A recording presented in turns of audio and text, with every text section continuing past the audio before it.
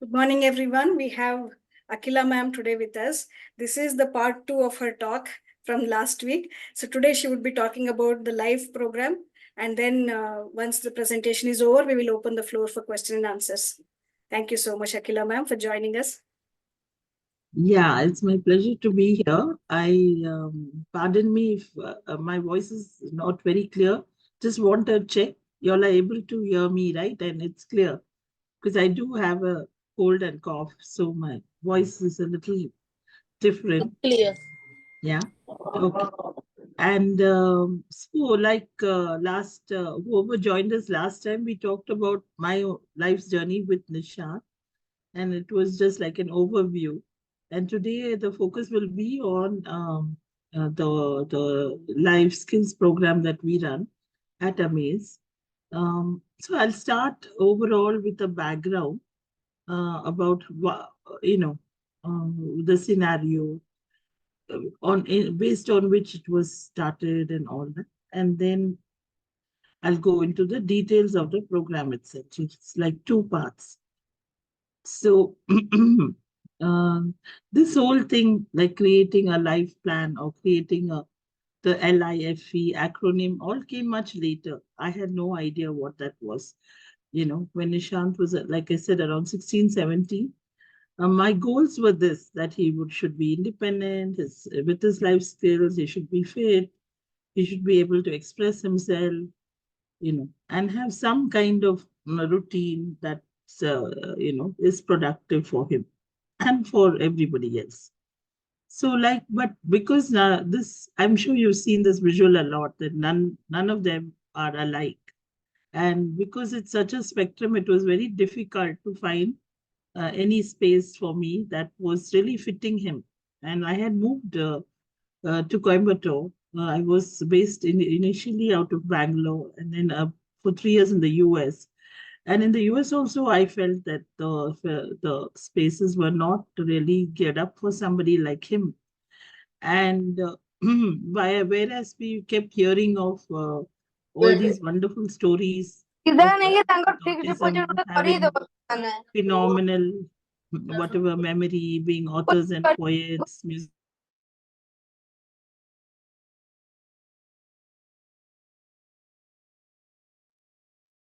and any of this like at a exceptional level or whatever. He was just yes, he could type to communicate, he would type his thoughts, he had fairly good memory, he was interested in music as a listener, he was an artist exploring. He certainly was not like at a scientist level of thinking and logic. His calendar skills were good, his puzzle skills are fairly good, but nothing exceptional. So I was really stuck as to what is it that, is like all of you are thinking, what is that thing that he should be doing all life? And we, at that point, like all of us, I kept thinking that it has to be this one thing that he should be doing all life, you know.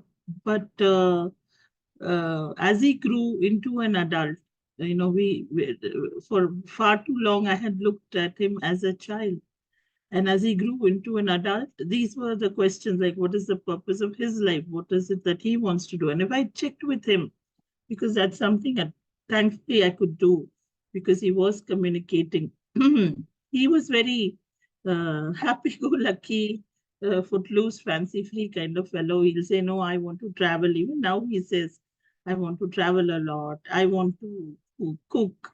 I want to drive a red car. These are the kind of goals. He was not this person who says, I want to write 20 books or invent my own recipe or anything like that. Really bindas guy. So how do I, get him? Whereas I was happy with his happiness, I was also thinking that that is not going to last without any sort of, self-actualization for himself. So how do I guide this child?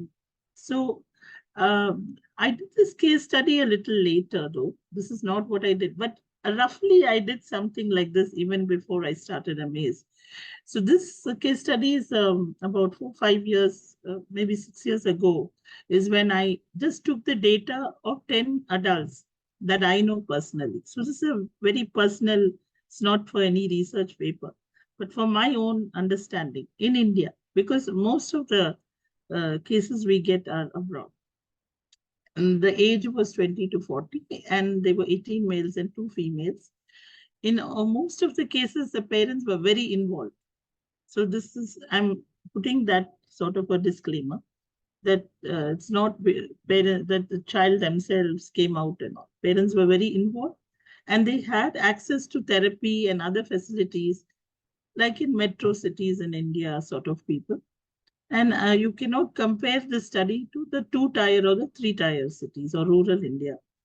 All right. So looking at them, there were 2 of them who had completed masters. Yeah, and 6 of them who had completed bachelors. The rest 6 had done like only 10th or 12th. And there are another 6 who had not done any education, completed any formal education at least, including Nishant in that. He has not completed his 10th or 12th or anything. And when I looked at the employment, 4 of them were in an MNC. And 2 others were in some other kind of open employment. But again, 6 of them were in sheltered employment. 2 were artists. Only 1 was a musician who can be a professional musician, I'm saying, not just learning music. This is professional, everything. Okay. And 1 was a chef, and 1 had become a model, and 3 of them had no employment. So this was the profile of the 20. And these were kids who around Nishant's age. I've seen them from childhood, growing up. So this is a case study. So now it may vary the percentages for your kids. Yeah. And many of these kids, what had worked with them are these things, they're leveraging their abilities in memory or attention to detail or pattern recognition. All this had been leveraged, and the need for routine had been taken care of. So the possible vocations that came out of these, or all of them, I'm only saying for these 20, that I'm not limiting to this. There could be a lot of other things. So they were into data entry or digitizing, coding, testing, some of them, graphics, creating graphics, content creation, hospitality, cooking and baking, farming and gardening, music, arts, sports, modeling, and photography. These were the things. And the hobbies also were like this. 6 were interested in music, 5 in art, 2 in cycling, 2 in cooking, 2 in baking, 1 in running, as a sport, 1 in photography, 1 in badminton, and 6 had no hobbies at all. And when I looked at their relationship status, only 1 was married. It was a female who was married. The rest were living with their primary family mainly. And when I looked at mental health, again, most of them had issues. Can you see? The percentage is quite high. Yeah, and 25% of that had aggression in addition to mental health issue. Only 20%, meaning 4, had no mental health issues at all. No anxiety, no aggression, none of that, were only 4. Also, living and finances, when I looked at it, 100% of them were not able to manage their finances, meaning they knew money and all that, but managing finances includes many other things, right? Knowing, making a budget, making investments, so they were not able to take care of even the monthly budget, even though they were living independently. If you go look on the left, some were living independently in their own flats, yeah, paying the rent or paying the EMI and all that because of their job, but still they were not able to manage even monthly budget, had to be sort of charted out by the parents or somebody supporting. So this is the scenario, guys, for our kids, and this is not any sort of judgment to be placed, but this is what I found with the 20, where the parents had worked very hard on bringing out the best in their children. So when I looked at why is it like this? Why is it that they continue to live with the family, their mental health is so affected? So these are the areas, if you see, where like they all found something to do, whether it is an employment or whether it's a hobby. That is not the biggest challenge. The challenge seems to be in maintaining a deep long-term relationship like marriage or friendship, having mental health issues, managing that aggression, anxiety, you know, having panic attacks, getting frozen in certain situations, all that kind of thing, managing finances. So these also needed solutions. So when I was looking at the long-term perspective for our children, I felt that my husband and I always looked at all this also as important things to build services around. All right.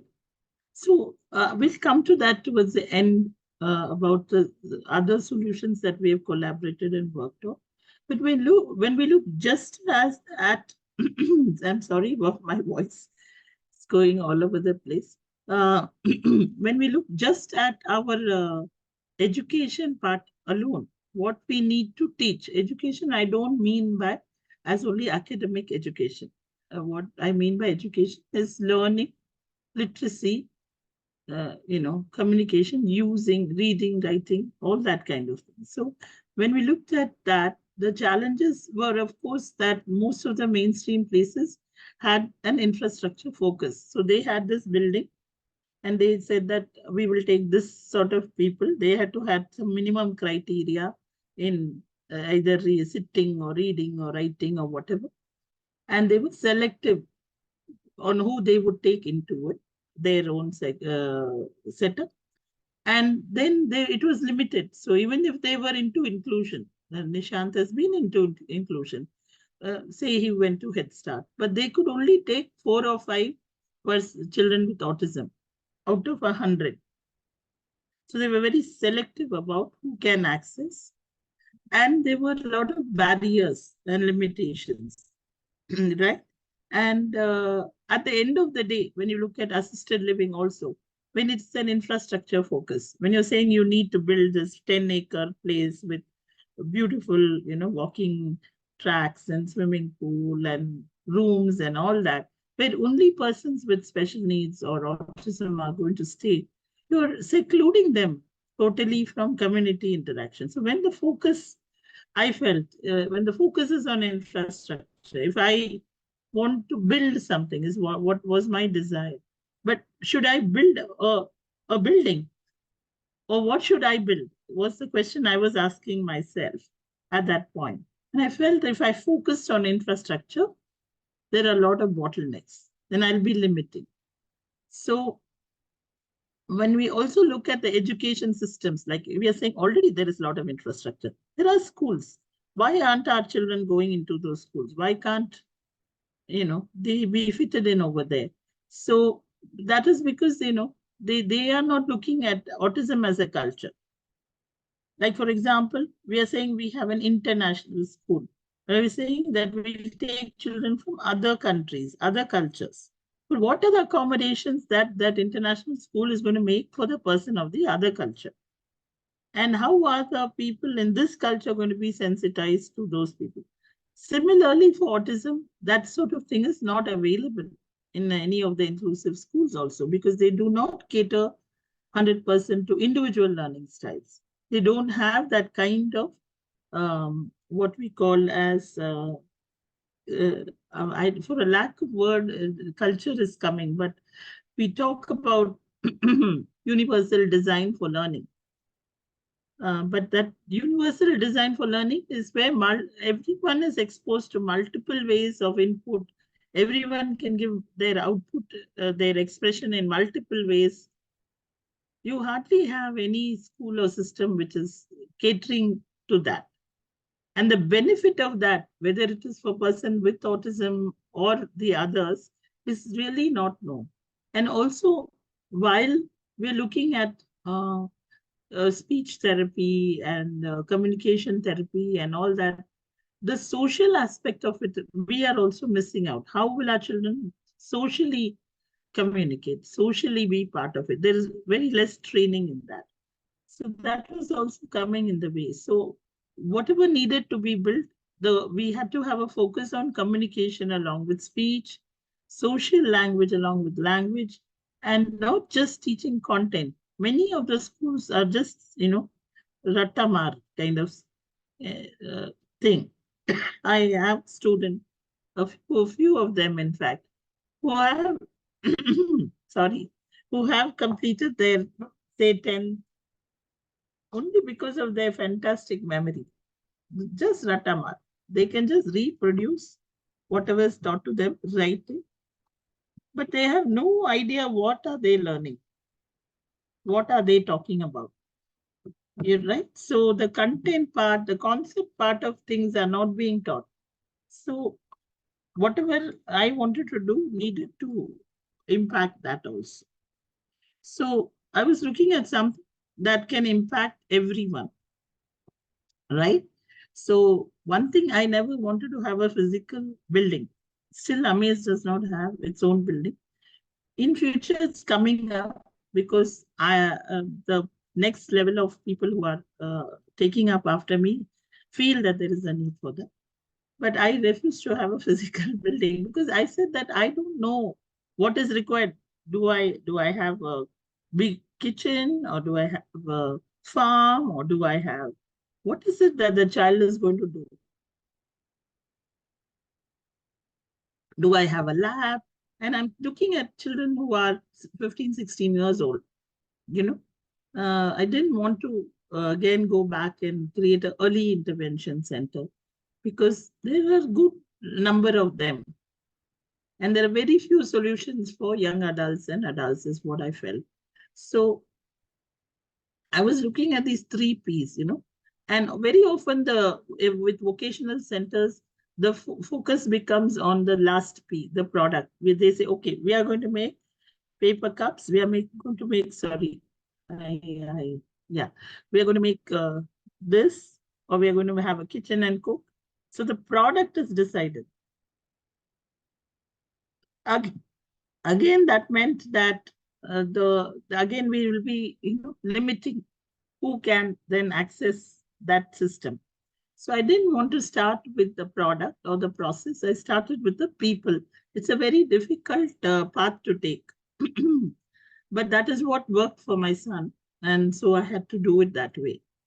So I feel that the system itself has to grow organically. Initially, I didn't know what is going to be good, what is going to be the path. It was a path of exploration. And whoever came, the value I gave wasn't heterogeneity. Whoever came, we took. In the initial batch, we had 3 students. That was Nishan, there was Bharat, and there was one more boy who was not autistic, but he was our neighbor and he had cerebral palsy, and he was being locked away by the parents because they had to go to work. And he was 18, 19 years old. He had attempted NIOS and not passed. So I felt, I let him also be part of this. So his only student was not mobile, very different from all the students we had, but we took him in. So there was no basic entry criteria. Whoever came, we took them, but very small batches. First batch was 3, next batch was 5 students. That's the way we are going. And I felt that this heterogeneity, when each student is so different, then the quality of the teachers, the quality of all the resource persons, even my own abilities go up, because I have to come up with new ideas, new solutions for each of them, rather than just have one thing that I can give, one standard thing I can give everybody. So it really builds capacity of resource people. So the 3 things that I felt were important in this space was technology, because then, the gaps that were there in their education till then, they are coming at 15, 16 with a lot of gaps. They have some learning. I do not want to devalue the learning they've had for those 15, 16 years, either formally through therapy or schools. And I really value, even for Nishant, all the learning he's had till that point. Only thing, it did not lead to what is he going to do the rest of his life. So using technology as a bridging for the gap, also the arts, because even if they don't become an artist, it's going to help them with their, it's almost like a therapeutic thing, art and nature. So having those as elements of the program, I thought it's very important. And when we talk about nature, I also include food. It's not just about the outdoor nature, but our own nature, food and sleep and all those kind of things as space. So rather than look at a magic pill, which is what all of us are looking, so I call them magic mantras, whatever you want to call them. The focus was on expression and presuming competence, exploring many paths. I'll explain each of these in the slides that are coming up. Engaging in many ways, and then looking for what is the possible employment. Now, I'm talking about the first batch. I talked about 3 of them, right? So Nishant still comes to AMAZE as an intern. I've not been able to place him somewhere. But in his case, art worked out, fitness worked out. He does earn something through his art, through sale of his art, as well as some products that are made out of art. He's a part of the Art Sanctuary's business wing, which is called Artitude. So he gets a royalty for what is used there. So there is some amount of earning that he's getting, and we are okay with that. But the fact is that he's fully engaged. Then if you look at Bharat, you would have heard of him. He works with SAP for the last 8-9 years. So he was higher functioning. He had completed his BCom. He just needed some soft skills training, and then he could be placed. Yeah, he was very underconfident. He would not speak a word, though he's verbal, when he came to us. So we worked on those things. The communication was more of social communication, understanding social rules, the office environment, all those kind of things is what we worked on. With Shashwat, he, though he was into music, so music is something he pursues as a hobby, and he helps us with the content development for our other children, making worksheets and all that. He's still with us. He can actually go for a job outside, but mobility is an issue, and parents find it as a challenge to provide him transport on his own to go, so that has to be worked out along with the family. When you look at the second batch of kids who came, they were all autistic. And they all came mostly as presenting as non-speaking. Even though some had speech, still they were not using speech for communication. They came with a lot of behavioral challenges. About out of the 5, 4 had severe behavioral challenges. And many of them had gone to a school where they were taught to copyright or copy type. They could copy by forcing them over time. Whatever you give, they could copy, but they had no idea of what they were writing or typing. They had no comprehension, zero. I'm serious about it. It was zero because their mother tongue was Tamil, and all this writing was happening in English. So it was really an eye-opener for me as to what is taught and what is done in the special schools that they go to. So the first thing that we felt is very important for this group was to have an expression. So whether it was through speech or pictures or text, we worked on their expression. They need to have a freedom, space, and chance to express. What we found that many a time they were just asked to follow the rules, asked to sit down, asked to comply, asked to do whatever is being told. So they had no chance to express even, or they didn't have a set of people with whom they can communicate and express, a trusted circle. No choices were given to them. So we worked on those aspects initially, because then only they can have a belief in the self, know who they are, advocate for themselves, and then choose what their path, right? So this is a very important part of our program. Of course, we all know this term presumed competence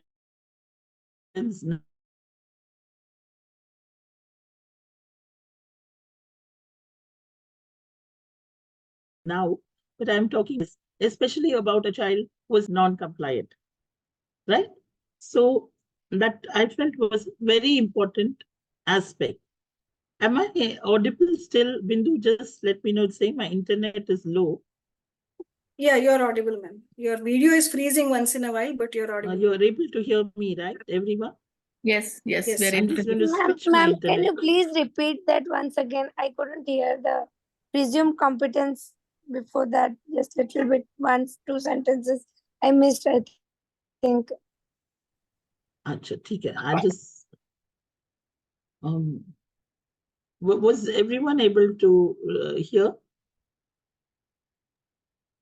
Yes, yes, ma'am. Yes, Yeah. yes. So basically, what I was saying is that presumed competence is something we use a lot nowadays. But 10, 12 years ago, if a child was non-vocal, was aggressive, was not really compliant, then nobody presumed any competence about them. They thought of them as a problem. And many a time, the parents coming for admission, uh, right? Today, they come and say, they understand that this is a skill training center and what skills will you teach? They ask me these questions. But when they came at those times, they just wanted a place where, their child will be away from them for a few hours. They just wanted respite. There was no belief that they could be taught for many of the parents who put them here. Other schools and centers were rejecting them. So since I was ready to take any, I didn't have a criteria. So they came here. That's how they came, the first batch. All right. But they came with a belief, obviously, or about our system, I'm thinking. So what does it really mean? It means a belief that the child can think, learn, and understand, and that we are not going to keep looking for proof for that. Many a time we are testing and testing and testing. We do need to test sometimes, but all the time testing, all the time asking questions, all the time checking, also treating them age appropriate. Many a time the content was repeated, the same, kindergarten level content was repeated till 15, 16 years old. And many a time they were compared to others of their age, and that is why they thought that they are not competent. Or an IQ test was given. Like I had this case of this young man. He had completed his 10th, and then at that stage the parents decided to bring him, in fact, to Bangalore, a leading place in Bangalore, so I won't name it, and do an IQ test, which showed that he had some borderline intelligence according to the test, and based on which the parents were advised that he cannot go into any professional course. You put him in some vocational skill. That's how they came to me, to AMAZE, to put him in a vocational thing. But when on interacting with him and engaging with him, I found that he had this wonderful interest. He could remember. He was like an encyclopedia. He could remember large amounts of data. He could, politics also. He was very interested in political science, as well as, he would, he started talking to us, even arguing. I mean, from politics point of view, right? If I presented something, he would present a different point of view. So much of ability there. So, and both parents were lawyers, right? So at the end of the day, after 2 years of working with him, also giving him, there were some gaps in the way, like, filtering that amount of data he knew and presenting it, for example, in a concise manner. These kind of skills, what we work with him. And with no credit to us, because he is so bright on his own, I advise the parents for him to continue 11th and 12th grade and the commerce stream. He did. And he wrote CLAT, and he's doing his fourth year law now in National Law School. By the time he came to 12th grade, he decided he's going to do law. And both his parents are lawyers. Why not? He has that in him. Law also requires lots of information to be remembered for him, and his sense of, like I said, no, he would argue his sense of right and wrong. It appealed to all that for him. So just an IQ test is not reliable, right? You have to look at what is it that they are smart at, looking at the multiple intelligences model rather than just an IQ kind of model, and looking beyond the label. So I'm sure you all have seen this visual, but I just wanted to reinforce it here that everybody is a genius, but if you judge a fish by its ability to climb a tree, it will live its whole life believing it's stupid, right? So the next step is to explore many paths. So when you don't know, now would say the boy who came and is now doing law, or Nishant, there was no clarity. Where are they going to do, right? So the only way is to expose them to many things, following the lead of the child. What the child is showing some interest on, following that. With Nishant, he said, I don't want to do academics. I don't want to do exam. Exam was very tedious. He's a slow typer. So even 3 hours, extra time, everything, he doesn't have the patience to do it. So he said, I don't want to do it. So when we discussed, and he said that I want to do cooking. So we would do cooking. And into that cooking, and it was not just doing cooking, one whole month, for example, I've told this example to some of you, we only talked about pizza because he chose that. So we learned, made pizza every week, once a week, or we ordered once also. And then we talked about what it has, the nutrition it has, the percentages of the nutrition, different nutrients, the cooking process. We made PowerPoint slides about, different types of pizza sauces, different types of bases, various things. Just talked about, did so much research about pizza, so that in a month he changed it to chart. So, every month we would have a particular topic, and we would, that would be like, it's a thematic topic around which all the maths and the science and everything would be connected to that. And I'd worked in that way with him from the beginning.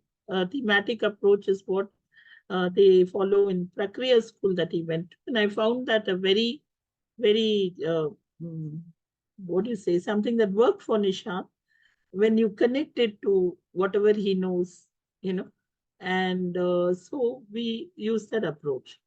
Yeah. And then he ended up very much interested in cooking, baking, and all that, and does that for a few hours a day now. So any activity that will sustain their attention for about 15 minutes, you explore it further. Yeah. 10, even 5 minutes. You make it 10, then make it 15. And if they lose interest, don't worry. Leave that and start with something else. Don't think, oh, we worked so many, 2 years on this, and then now he has lost interest. That's fine. That skill will not go away. Like all of us learned, say, so many things as a child, right? I remember in SUPW, I learned batik, and I learned, I was a basketball player. I did cycling. I don't do all of that every day. But those things are still here. On a day that I want to join a cycling rally, I can still join a cycling rally. Yeah, because I learned it long ago. So that is the kind of thing that you need to look at. Don't look at the outcome. Just see if the child is engaged for 10, 15 minutes and try to expand on it. And criteria is not success, but interest and ability. And it's okay if you are even supporting the child a lot. Another thing that we think is that they have to do every step perfectly and independently. But it takes them time to get there. Or some things they may need support lifelong, and we may need to give adaptations for them to complete the task. So persistence combined with the technique will show results. And engage in many ways. once you know the interest, slowly increase the duration, like I said, and complexity and the responsibility level rather than slowly, rather than you giving the instruction. The child can give the instruction, child can say what is the next step, child can decide what is to be done, what is the pattern they are going to do. Say if they are making whatever, a tie and dye stool, they can choose that and they can get the things ready for that. So that responsibility level you have to increase. And you have to create a schedule around these activities for the entire day, right? And slowly their independence level, you have to push it, as well as if they're not being able to do something independently, think of solutions of how, what adaptation will help them do it. Like by adaptation, for example, they are not able to cut the knife. There are so many choppers and cutters and other things available. So you should work on them cutting with a knife.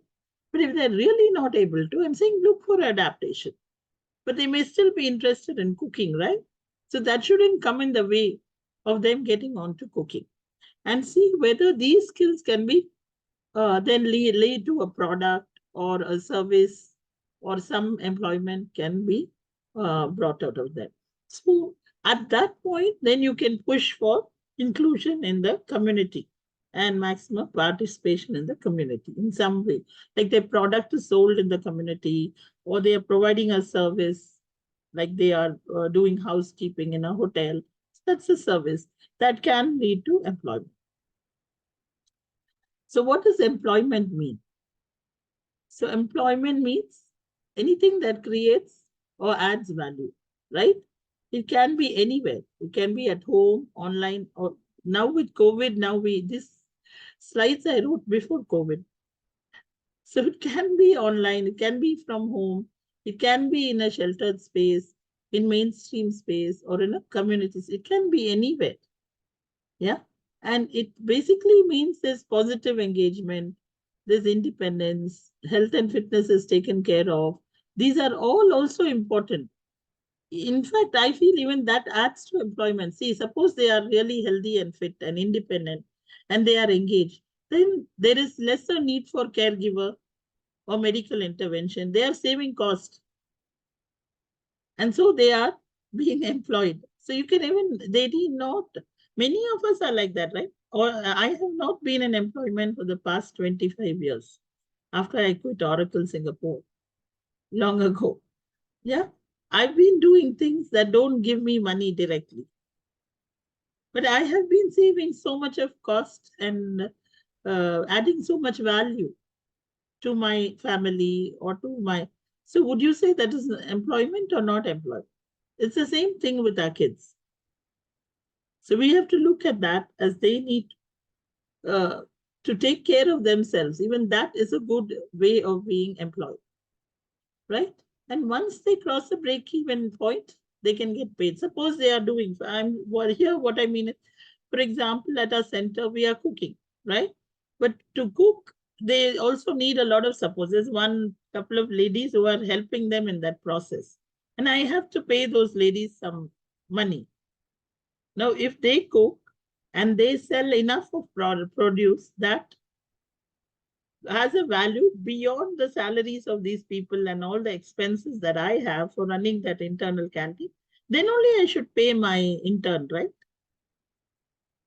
Otherwise, there's no point. So I don't believe in tokenism. All right. Even though, yes, if you pay that 1,000 or 2,000 rupees as an internship, we may feel that they have a positive thought and all that, and they feel they are earning. I don't believe that is required. They do feel very much valued if they are part of that process. They are given a responsibility. They execute it. Whatever they are producing is consumed by others. There's a huge, they're given feedback about it. That itself is a big, payback for them. That's why I came up with this acronym called LIFE that we call as our program here, life skills, independence and fitness are major parts of this program. And by the E, we look at expression. If the child is not expressing nor doesn't have a way of communication, whether by speech or other ways, then we work on that. And then we work on exploration, engagement, and employment. So that is what the core basic principles on which we work. Inspiration, of course, is all our students. You can see here is Shashwat. He's the one who's not very mobile. We do take children with other disabilities also, and sometimes even somebody who's a little older. So the criteria we bend based on what is that situation at that point. If we have the slot and we have resource people, we take them. We look at leveraging their sensory differences as a way of entering their world. Process-based learning versus imitation and conditioning. And just to give a short thing about process-based learning, it's like learning the whole recipe. Like how we learn to cook. Our mother did not say, this is ingredient A, this is ingredient B, this is ingredient C. Write it down, write it 10 times. Then, mug up the process. Then only you're allowed into the kitchen. In process-based learning, you're doing alongside. You're like apprentice. And you're working alongside the main person. And then some steps you take over. And slowly, then you can connect. Now that you are taking over the steps and you're remembering things, then you can give a name to those things, those steps or those ingredients and everything. Through that, you can bring literacy. So we start with a process, say a recipe. For example, they're making vegetable soup. There are a number of vegetables involved. There is a process involved where they chop it and then they boil it and then they grind it and then they boil it again and they add the spices. So there are so many elements there that you can teach, right? Just not the names of the vegetables. There are the processes, the verbs over there, the grinding, the mixing, there are so many utensils there, the sieve, the pressure cooker, so many things they learn. And when you connect it to that experience, that process itself, one, they are learning to complete that process. Two, they are connecting the literacy to that process. So it's very real for them. It's very concrete for them. So we do the reverse. Rather than teach ABCD and then go to this, the other way around. So one of us examples I love to share always is one of our students called Yogesh, who came, like I said, with non-speaking behavior issues, blah, blah, blah. And there's a picture of him later on. And the first word that he spelt on his own, right, he wrote it, was cabbage. It was not cat or bat or rat. He could copy cat, bat, rat for a whole page on his own. He was making a shopping list and he wrote cabbage because that was the recipe required for the soup that he was going to make the next day. Right? So that's a breaking point for us. That is remembering what is to be done and writing it down in a shopping list. So other thing was using technology, using AMAZE, using Microsoft Word, using whatever was required. Like most of them would do a recipe and then we'd create a PowerPoint with the steps, or we'll create an ingredient sheet. So all this helps them to insert a picture, create a table, resize a picture. So many skills are there digitally also. So that way they learn the technology or literacy skills rather than by just typing ASDF. So it is and it's also a lifespan approach, looking at skills that will help them for life. So the first step we look at is awareness about the student, our awareness about the student and what kind of access they have to the tools, to whether any adaptation is required for them. Maybe their motor skills need adaptation, or their communication needs adaptation, or do they need visuals, or do they need written instructions? All those kind of things is something we look into, and looking at discovering their abilities and interests and going into the E part, which is the skilling and the engagement and employment. So we have 4 programs. AMEYA, which is an acronym for AMAZE, Program for Mentoring, and empowerment of young adults. AMEYA is also name of Lord Ganesha, which also means boundless potential. So that's why he took that name. Is for 16 and above, and it is skill training. We just call it skill training. It is all the skills put together. Then we have online courses now. Before COVID, we didn't have so much. We did have online, but it was very one-to-one types. But now we have design courses, which are 8 weeks and which are similar to what I described now. It is based on various life processes. There's one built on daily living skill processes. So, for example, there's a lesson on, say, just filling water bottles. This is a task all our children do know from young age. We say, okay, these are water bottles, you fill them. So the task we start with is filling water bottles. From that, we extrapolate into materials of water bottles, what is safe, what is not safe, what is safe water, potable water, the process, how does potable water come. There's a little bit of science there, there's a little bit of general knowledge there, there's a little bit of environmental awareness, say plastic is not safe, sort of thing. So there's a lot built into that lesson, which is called filling water bottles. So that is 1 week's content. And it's that is our online course. I was just explaining one topic. So we have that based on social skills, on culinary skills, on functional maths, as well as on graphic arts. We also had Daksh, which was our first program that we started in person along with AMEYA was Daksh, which was in person mainly for 5 to 15. So it was after school for kids who are going to special school or normal school, and we would help them bridge. Like the boy who does law, he used to come for the Daksh after school program. So there we look at what is it that they need to, like, suppose they're doing 8th standard in a mainstream school and they're finding it difficult, certain topics, then we use customized technology-based program to help them achieve those goals quickly.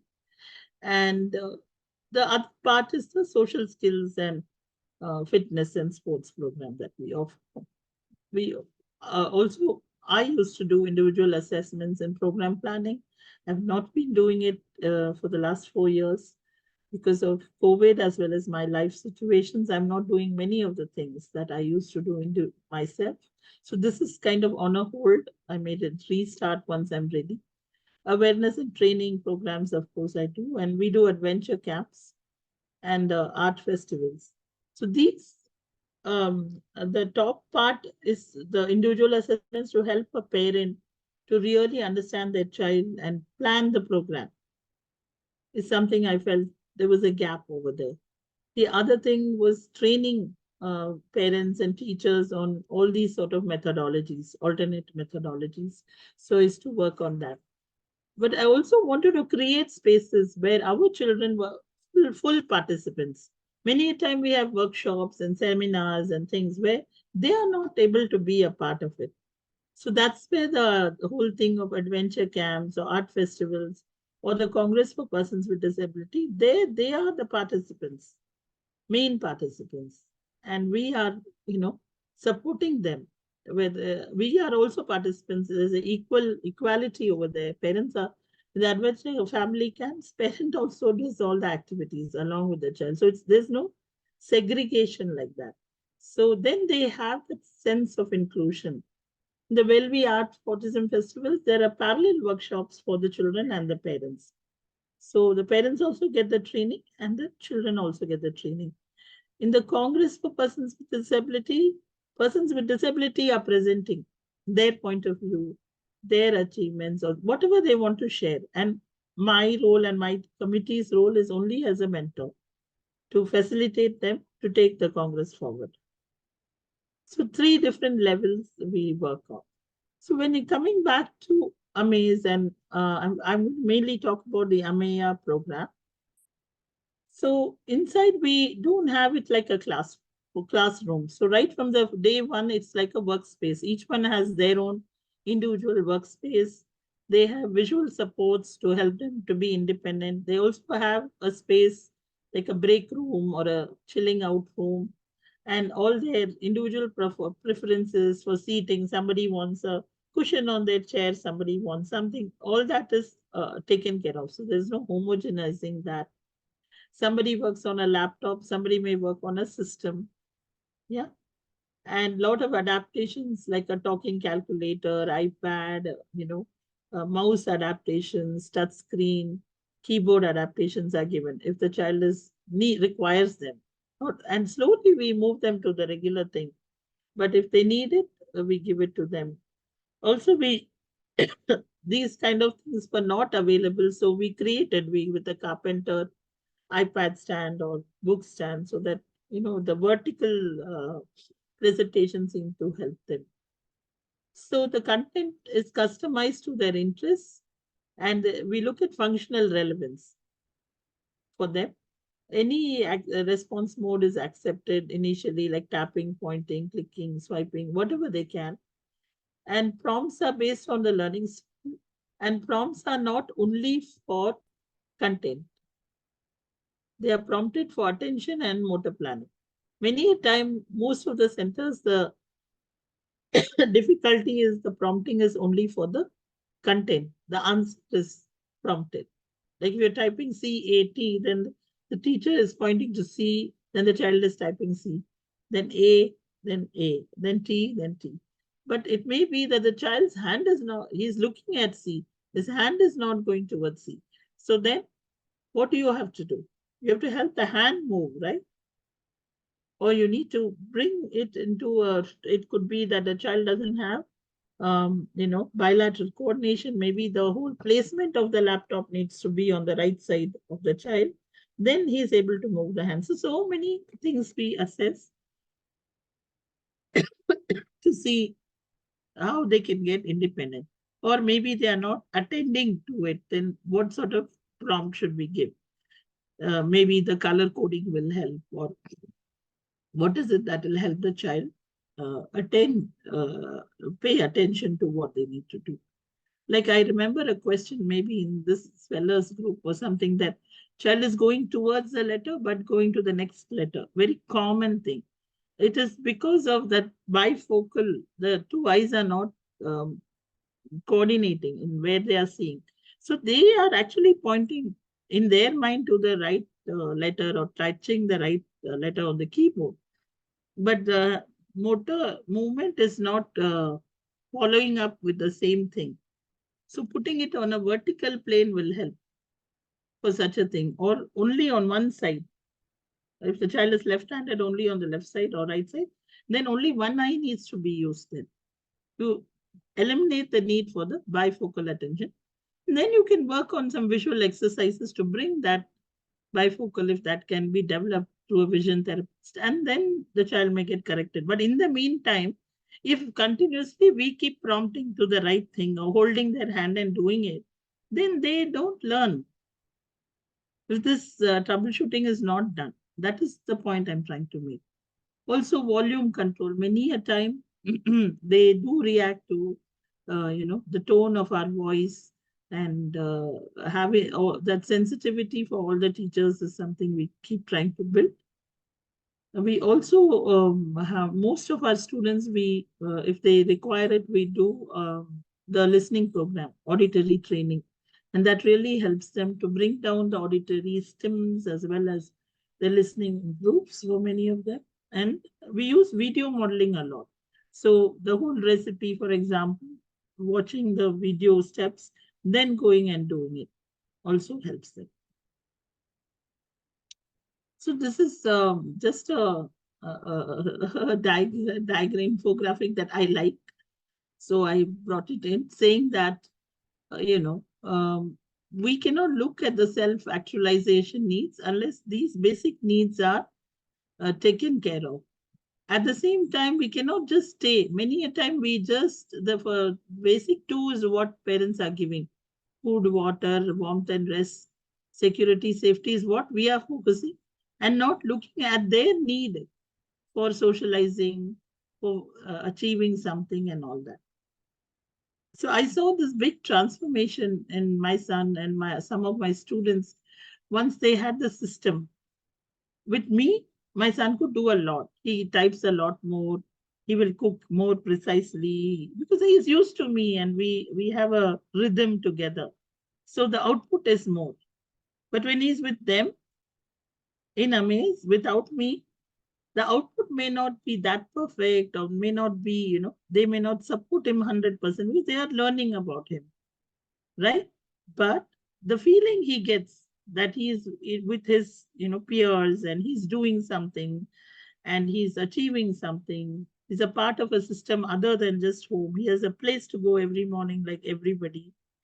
That really, really brought down a lot of his anxiety, behavior issues, and all that.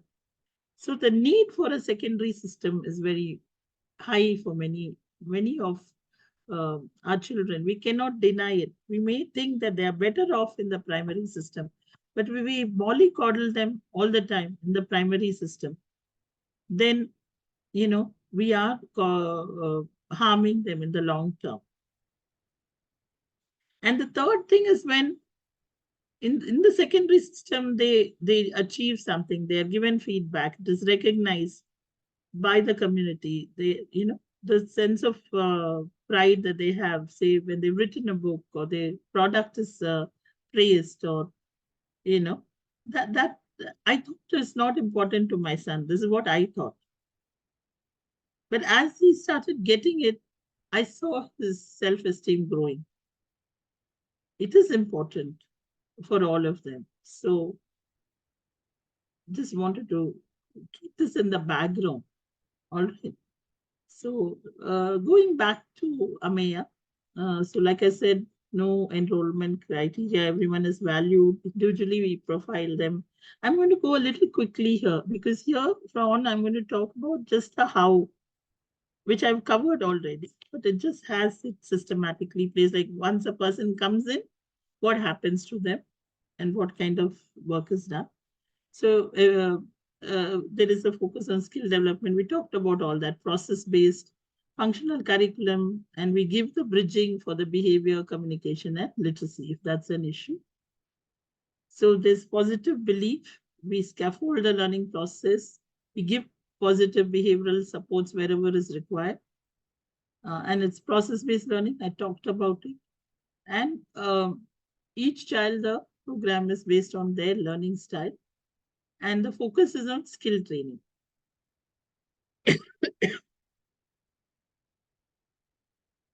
I'm not going to read the slide. You can read it.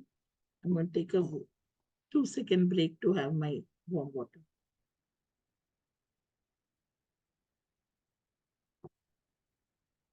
So these are the areas we work on. Yeah, so everything is connected. Like I said, cooking is connected to the technology, is connected to communication also. So there will be a lot of interconnectedness in the curriculum itself. So level 1, it's about 6 months to a year. It's a bridge phase when a student comes in. And the outcome from that, once we are able to come with the individual learning plan, as we call it, ILP, and a learning profile. How do they learn? What accommodations they need? What are their behavioral issues? Do they need a behavior intervention plan? Once we are clear of that, then they go into the skill training phase, which takes 2 to 3 years. At the end of it, we have a student profile and an internship plan for them. Once they've done the internship for 1 to 2 years, there is a life plan which is in place. And then that phase where the life plan is executed or they go into employment, there's an individual roadmap for them. So initially we look at the background and history. We don't do like an assessment, over 1 or 2 months, we do have some things that we note down. We have our own assessment sheets. We note down those things. And wherever there's a gap, we note it down. Whether it's daily living skills, we'll be noting down. We'll be noting down their sensory needs. We'll be looking at their behavioral challenges, looking at their literacy levels, communication levels. For each of these, we have assessment scales that we note down things in to see where are they. And we allow them to explore all activities with full support if required. Even 2:1 support we had to give for one particular child. but they go through all the activities. All right. And what are the adaptations required? What strategies work for them? These are the things. Like, for example, there are some, we have, say, brain gym is a part of our program. So some of them do well if individualized attention is given. Some of them do better if there are 2, 3 in the group. That itself is a strategy to be thought of, whether they'll be put in a class where there are 2, 3, or they'll be in an individual brain gym or yoga class. You get what I'm saying? So things like that. So there'll be one-to-one training, at least 3 sessions a day. We look at communication using a PEX-based approach, spontaneity, expansion. All this we work on. We use basic ABA-based thing. If they're not listening, if they're not imitating, if they're not really responding, then the basic thing we work on. There's literacy that's worked on, usually connected to their functional, whatever they are doing, and the technology-based training. And there are 2 group sessions.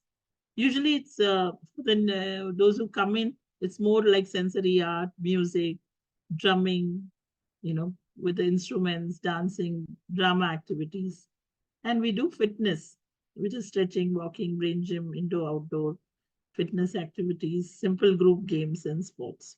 And daily living skills are part of the routine. There's no separate class for that. So ADL activities like washing hands, toileting. So there's somebody focusing on that. When they wash hands, are they washing properly? So after lunch, they brush teeth. Are they brushing properly? So is there a need to intervene? Is something that is observed. Toileting.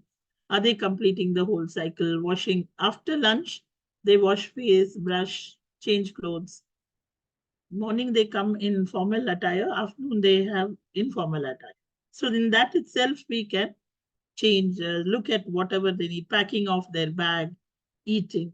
And also we expose them to basic housekeeping, wiping the table, washing their cutlery, doing some laundry, which is for the center itself. There's some towels and wiping cloth and all that needs. So once a week they do laundry, pulling out the clothes and folding.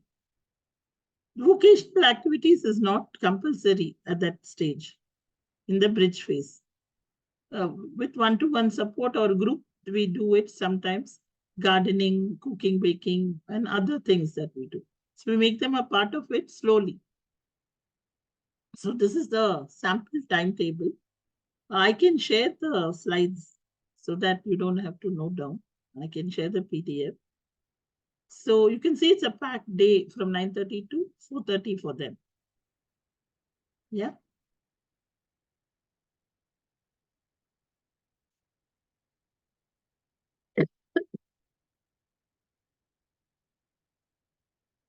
So everyone has a schedule folder where they can review their schedule. Or if they're using AAC, then their schedule is on their AAC. So in the bridge phase, we're looking at what are the gaps in the baseline that need to be filled. Like I said, many of them had gaps in communication and literacy. That's why we started focusing a lot on training on that. The level of support that they need, technology and access needs, should they use a mobile phone or should they use a tab or just a laptop? What is it that they need? The sensory diet, and what is the long-term and short-term learning plan, their weekly schedule. What are they going to do the whole week? And also behavior intervention plan is the outcome of bridge phase. So it's something like this: student profile, behavior intervention plan, individual learning plan, strategies, accommodation, adaptations, and sensory profile. So once they are into the next phase, which is the skill training phase, we implement all these plans and review it quarterly, annually, and troubleshoot. This is normal thing only. And we look at building those skills and abilities. So there are detailed checklists for everything, right from folding clothes to for following a recipe. With what every step are they doing is something that is noted periodically. And how much of prompt do they need? So every checklist has the prompt level, whether it's gestural prompt they need or verbal prompt they need, or they're following the visual. or even without visual independently are they able to complete the step. So that is noted. That can give rise to the goals. So here the session timing is increased 45 minutes, but the number of sessions is lower. So the earlier in the bridge phase, they had 3 30-minute sessions.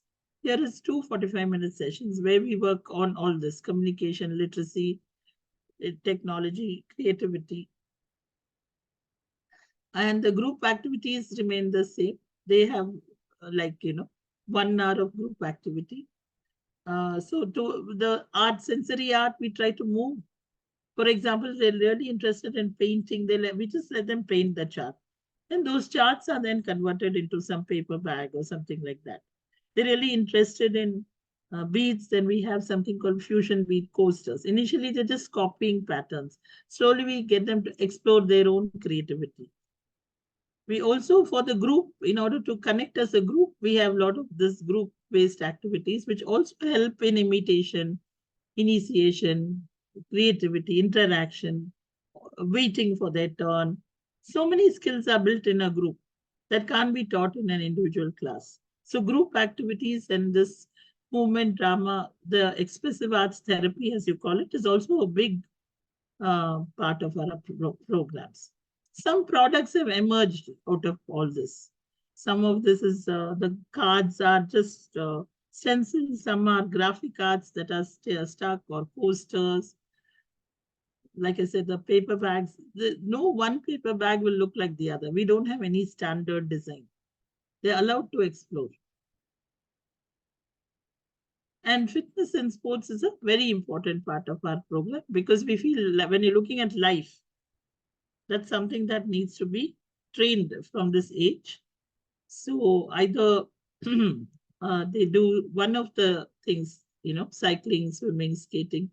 We used to take the whole group swimming twice a week to a regular swimming pool. Cycling we do on the roads. And we have trainers coming for brain gym and yoga from outside. And we play a lot of group games also. So every day that 1 hour, some days are these, some days are the group. These are some images from there. So we don't, like I said, we don't have this big infrastructure, right? We just have this one small building. So whatever we need to do, we connect with the community. So this is a regular pool near us. So I tied up with them and they started going. But once initially those trainers said that they don't know how to deal with our children. So I got the Special Olympics trainers from Chennai, and they train our children in front of these trainers so that they get an idea. And then now many of them go on their own now. It's not even a part of the AMAZE program. Similarly, cycling, we do train them. And then those who can do little more, we get a regular trainer, cycling trainer. So you can see here Nishant and Yogesh are with Kadit, who's a trainer who trains other cyclists who go long distance and all that. And some of them do long distance rides. Nishant only does up to 20. But Yogesh, who's in the center there, does even 150, even now with the other trainers. So we push the level. They're doing cycling is good. Then what's the next level in cycling? What's the next level in, walking? Will they do a marathon? That itself will bring thing into the routine, right? If the child is just walking even, make them walk on the roads, make them walk 1 kilometer, make them walk 5 kilometers. By the time they are 20, they'll be a marathon runner. And that whole training and this itself will engage them for at least 50% of their weekend and mornings. You don't have to think what are they going to do in the morning then, right? Simple logic only.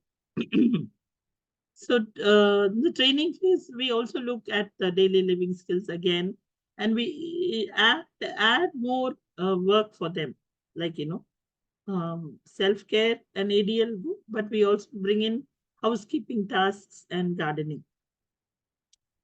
And vocational also is done every day. In rotation, they do cooking, baking, content creation, graphics, printing, lamination.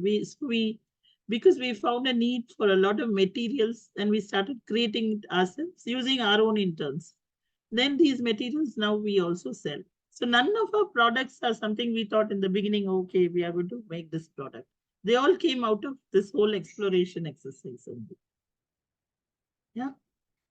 So this is a rough schedule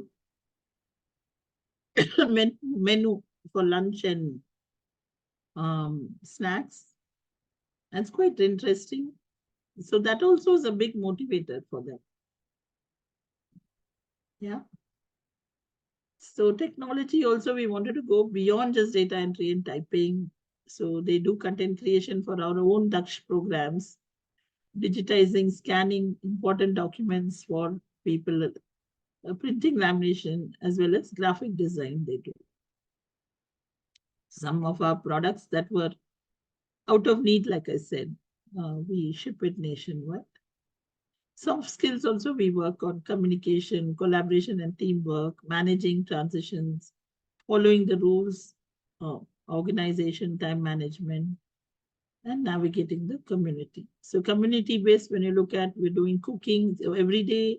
Whoever's in charge of that recipe will write the shopping list the previous day and go and buy the vegetables, plan for it, number of people. The mathematics also come in there. The measurement also comes in there.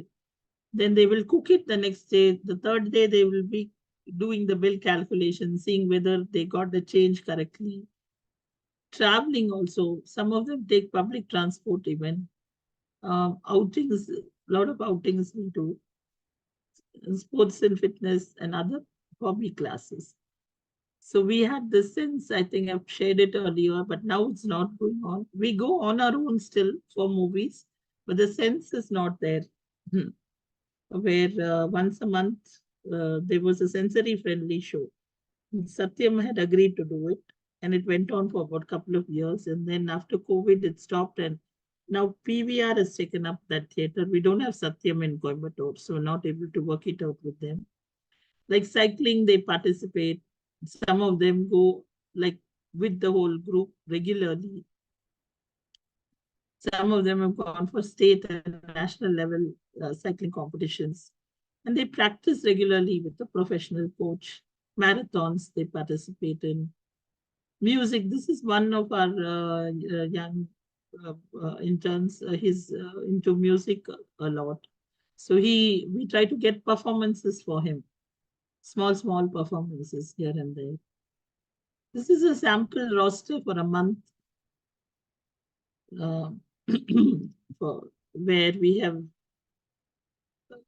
So if you see, each one is assigned a specific task for that day. Tea and lunch, somebody is in charge. So that person will be working on that. They are not going to be sitting in class. So the skill training is very important that they have given that responsibility. Baking, two others are doing. Snacks, two others are doing. Sante, which is the market to buy a large amount of vegetables, Gokul is going. Lamination, two others are doing. So it will be rotating. The next day, somebody else will be doing some other task. So everyone gets a chance to do everything. Yeah. And that way they get trained also. So once that training phase is over, we come out with a student profile. We are able to say this student is good at this. These are his interests. These are his abilities. This is the life skills he can do independently. These are the supports he needs. These are his work skills, his strengths. He will work for 2 hours. He can do this perfectly if given the instruction. He can, be creative in his work. He can take charge. For these kind of skills, we document. And then leisure skills and fitness routines also we document. So this is the whole student's whole profile is documented. Then we try to find them internships. Some are interning with us itself by giving them expanded work responsibilities or outside. Yeah. And we try as much actually to push for independence and inclusion. Continue to work on any skill gaps or advanced level skills. Trainer's role changes from teaching and facilitation to job coach and co-worker for these interns. So they even get treated differently. So they've done internship at Lata's Kitchen Studio, who's a professional baking school in Coimbatore. So 4 of them attended 6 months course there. We also went and supported them. We had in fact set up a commercial kitchen. COVID time we had to close it down, and I haven't restarted it due to my own personal issues of losing my husband and all that. So I've not been able to get it up. And it's this and all I feel is something the parents have to take over. AMAZE cannot do everything. I will do it because I need to do it for my son and a couple of others. But I can't become a baker. I can't become a, hotelier. I can't become everything. So we only work up to the skill level. And some of them who were not interested in the cooking, baking, computer, etc., we worked on a farm internship. So they still continue to go 2 or 3 days to a farm and help out in the farm work, sifting. This uncle here, it's his farm, and they do sifting of the sand, filling the grow bags, pulling out the weeds. Sometimes when there is harvest, they also help to harvest. And advanced skills, for those who can, we work on all the advanced skills in terms of comprehension, social skills, office skills, money, finances. Even in the uh, cooking, baking, we look at meal planning, surveys. Yeah. So once they have completed the internship phase, that's when the life plan emerges. So the life plan basically means what are they going to do? What's their weekday schedule? What's their weekend schedule? What's their annual schedule?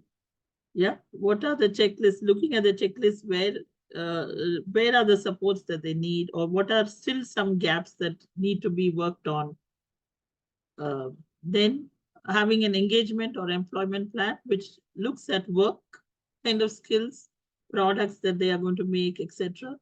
Fitness plan, indoor and outdoor fitness. Important to have both because say it's rainy or they can't go, they should still be able to follow some yoga routine or stretching or walking or something at home. And what kind of hobbies and interests they're going to have. And in terms of the support plan, what kind of communication support they need, behavior support they need, and life skill support they need. So this is the life plan. So if you look at some of our students, this is Bharat, who is with SAP Labs since 2015. He lives independently, drives a car, travels. I won't take credit for him. His mother's worked on him till he reached his BCom. But the turning point was at AMEZE. When they came, they were actually, because he was having difficulty with socializing, though he's verbal and all that. They didn't think he will do well in a corporate and all that. So that part of the training and belief came from the 6 months he spent with us. And his mother has become a very good friend, and she continues to support AMEZE a lot. Of course, you have Nishant, who has his own schedule of cycling, trekking, art, cooking, baking, graphics. He has a mixed schedule, so he continues in AMEZE. He needs a high level of support. Gokul also. Actually, Nishant and Gokul is where we were looking at setting up a kitchen. And probably in another 2 or 3 months, we will set it up. We had taken a place, paid the rent, got half the equipment and everything. That's when COVID struck. So these two are very good in both graphics as well as cooking and baking. And he is minimally verbal, but needs Avaz and Clicker to support his communication. He's perfect. No one can make modaks as perfect as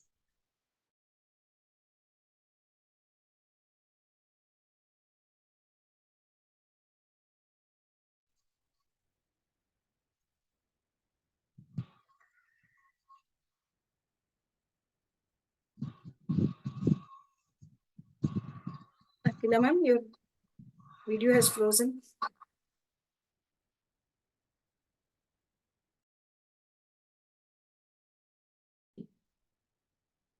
power had gone off. I think we lost you for a couple of seconds. You were saying something and it froze.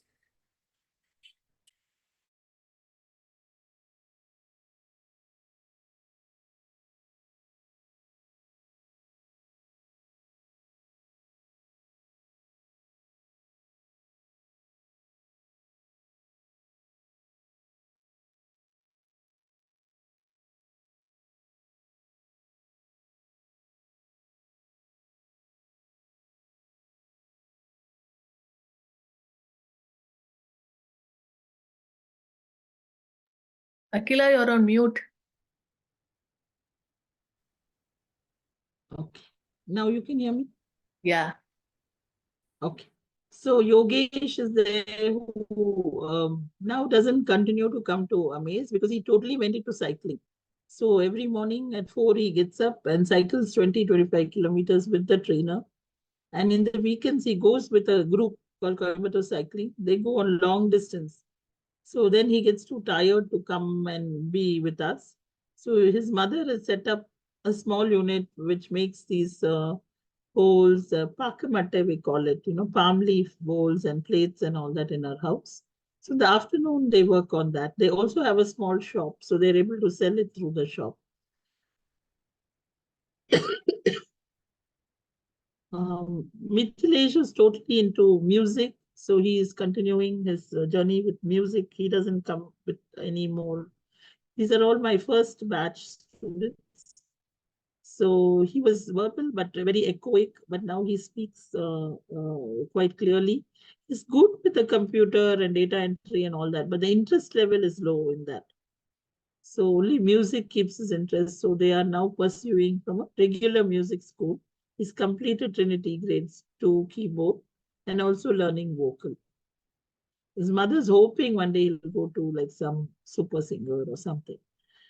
So Anish is the one who inspired us for the farm internship because he hated to be indoors.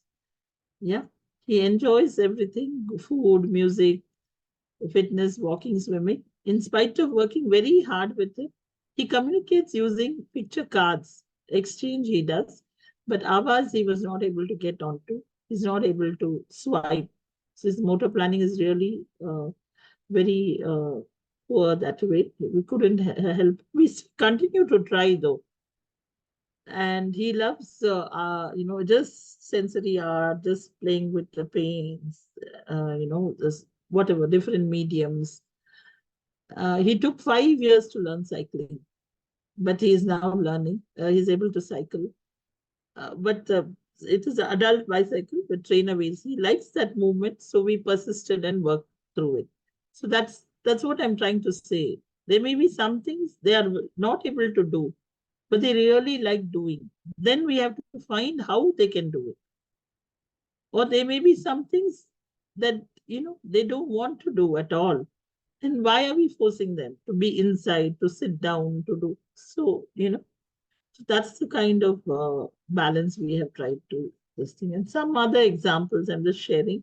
Where Vikram, like I said, has completed 12th and cleared CLAT. Harish has finished 10th, but he's not able to continue. He started getting epilepsy as well as some challenging behavior. So he's at home currently. Akash is in 11th grade. He came to us as a Dutch student, very curious, talkative. He also is good at music and keyboard. So there's a mix of students that we get. Not all of them stay with us full day. That students, like I said, come only after school. But we continue to support and guide them if they require. Just a little bit about the adventure camps we do. This trekking, rope courses, zip lining. And in the Pune camp, we also have, kayaking, etc. So we've done 17 camps in Kunur and 6 in Pune, as well as 1 in Manali. And we do something called the L.I.F.E camp. It's coming up next week, where we take the students independently without their parents. And that is a life-changing experience also. 3 days of being away and doing activities with other people, being with your peer group. So So this is something that we've done 3 times, and the 4th time we're going to start doing. I talked about the VELVI festivals. We get very good resource people. You can see Bombay Jayashree in this. So the Bangalore festival, she had come for the music. Her group facilitated the music. And for the drama, somebody from US had come modeling. They become actors. So we get good resource people for 3 days who then push it to the next level. Whatever the child is interested. Parents also get exposure as to how to work on these aspects, both from the therapeutic point of view as well as the skill point of view, if the child has the ability or interest. And I talked about the Congress for Persons with Disability, and AMAZE is one of the key partners. Here, the persons with disability are the main panelists or the presenters, and we talk about different topics that they are interested in, as well as things that affect them, like employability or relationships. And we do some outings and some interaction with the general public also. So it was really empowering for them. This is the feedback we give. And also because it is across disability, they form friendships across disability and see how they can support each other. Yeah. So this is the image from the first Congress in Coimbatore. So you have some of the panelists who are working. We're talking about employability here. And we also, for only one time we did it, but I wish I can do it again. I called it the Double Dhamaka Camp, where we worked on parents, on their mental health, and the children had a nice experience of art, movement, and drama with Shalu. So this kind of thing, like it's like the VELVI, but here in the VELVI, we focus on parent getting exposure to arts, movement, theater, and all that. Here, it was on the mental health aspect of the parents. This is another pet project of mine, Antara, I call it, where work on parenting skills, emotional well-being. So there was a WhatsApp group counseling, small groups, workshops. These are all based on human process work. So when you look at our own roadmap, we have our core programs. We're moving towards IKEM, that is our work hub. That's what I'm trying to set up, the IKEM cafe and some products and all that, where some of our children will move towards some livelihood. Lifespan solutions, we have worked with COVID Care. I'll talk about it separately if you want me to. And we're looking at people who can do social entrepreneurship. We're trying to bring out an app. It's not taken off very well. So when we're looking at IKEM, we're looking at a space where they can do outsourced work, they can have their fitness hobby, and products also, decentralized product center, meaning they can even be making the products at home, and we will help to market or sell it. So they can get engaged at home over the weekends and all also. And a takeaway food outlet is what is in the pipeline. And this is already there since August 2020. It's an outdoor fitness area where all our cycles are parked and they go the long distance from there. And whenever we can, we also do some swimming camps. And a parent has initiated a farm hub where he's doing organic vegetable farming, animal farming, dog breeding, etc.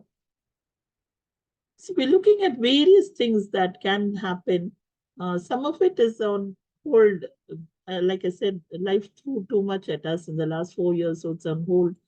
And we've been around only for 10 years, so it gave us only 6 years to achieve all this. So hopefully in the next 2 or 3 years, we'll consolidate these things again, because there's an app in the pipeline, which has been in the pipeline for quite some time, for teaching functional money in the Indian context, but I'm not able to release it for some reason or the other. Also due to the currencies changing all the time, the minute we are ready, something changes. This is something my husband did. Of course, he's not around.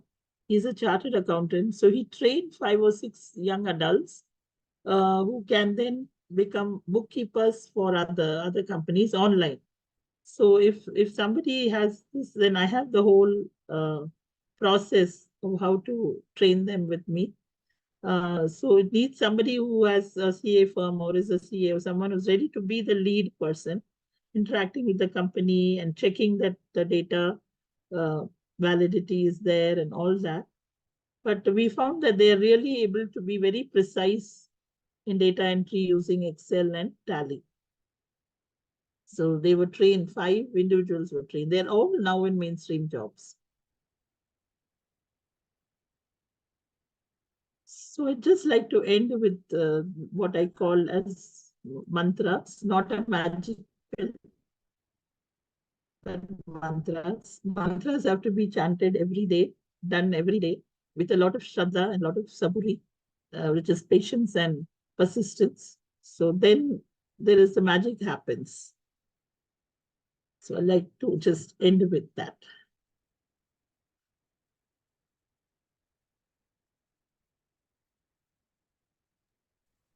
Akila ma'am, one word, just amazing. That's what many people wrote in the chat also. Well, I wasn't watching the chat at all. I'm sorry. I have to go and look at it. Thank you. Sudha, Yeah. you have something to add?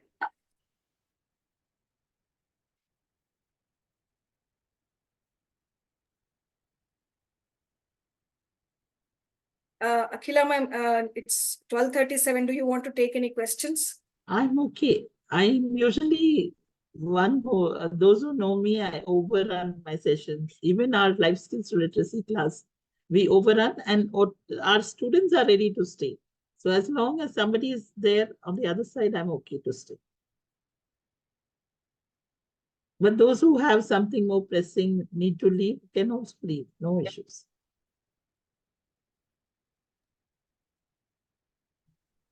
There were some questions on online programs, ma'am. If there is a link, I shared some links already.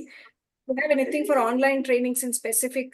Can you please share the Online, information? we'll be announcing in June. Like I said, we have 5 areas that we cover. A daily living skills module, which includes housekeeping. By daily living, we look at it as personal skills and housekeeping skills.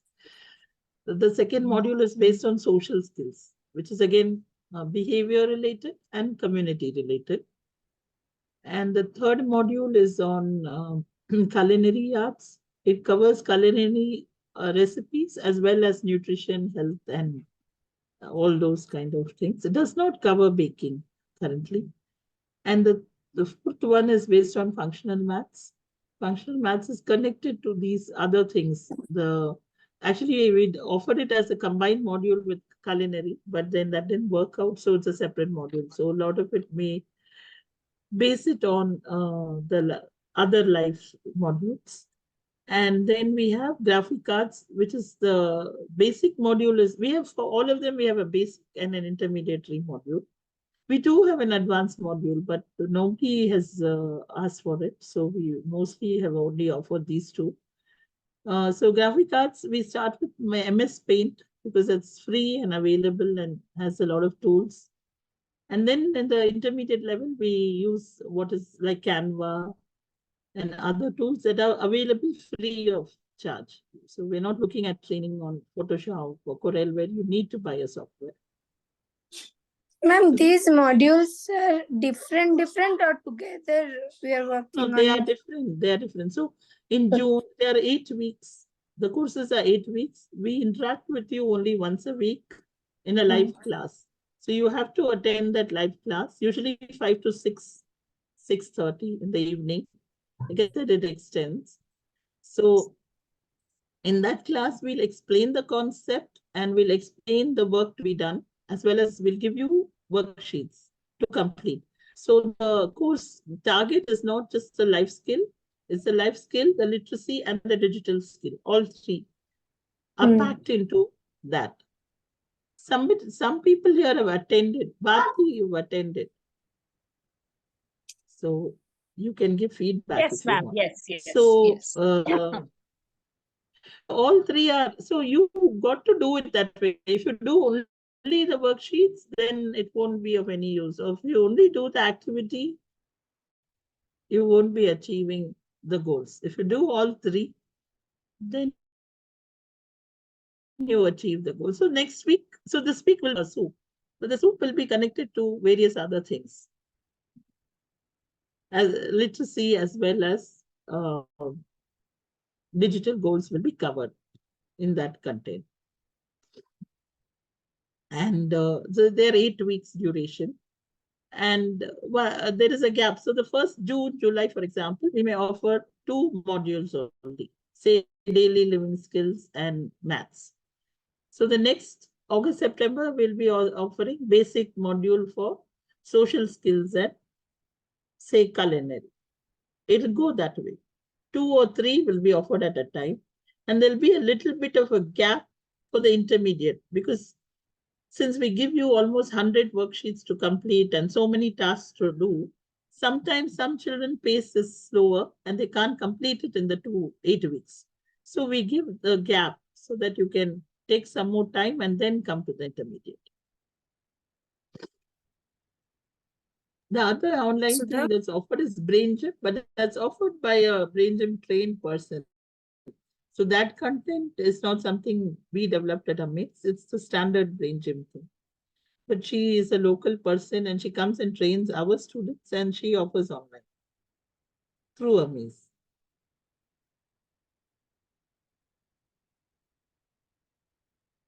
So now would you like to say? Yeah, thank you, Bindu.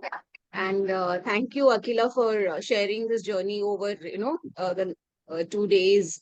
And it's amazing what the stages that you have gone through, the clarity, and just, declaring to everybody that it's okay to ask for help and you need to ask for help and you should need to take that help. That's another amazing part. Every word was amazing, Akila. So if I have to go on saying, sorry? If I have to say go on saying amazing, then it'll be a repeat of 4 hours. Sorry? Again, I'm losing your voice. Sudha, one second. Okay. I'll just try saying a little louder. Is this okay now? Yeah. Are you able to hear? Yeah. Okay. I was just saying, thank you so much for sharing your amazing journey and everything, and especially the parts you said about, asking for help, taking help, and it's all right to take help and you should take help, right? Because all of us spend a lot of our lives not taking help, thinking we have to be independent. So, and if I had to say what all is amazing, I think every minute you spoke, so valuable, so amazing. Thank you so much. And what particularly stood out is how you define employment. It is adding value. Generally it's the product. Employment is the options that are there, the products that are there, but adding value. So I would really love it if you had a talk sometime on this, and looking forward to that. Thank you. I have spoken. I'll share a YouTube link about employability, just a 15-minute thing about this. Thank you.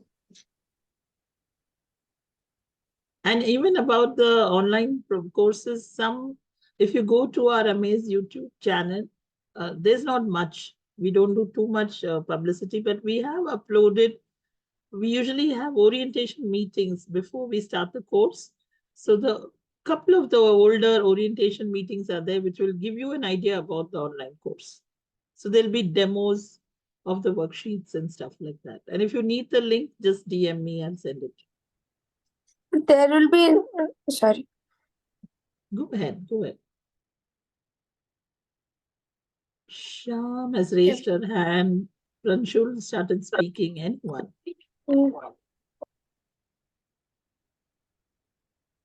Can I go ahead? You want to? Yeah. Hello. So, yes, you can go ahead. Yeah.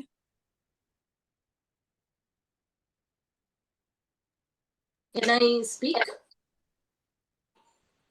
Yeah, Akila ma'am. So thank you very much. Such an amazing session. Learned a lot. It was really, really helpful.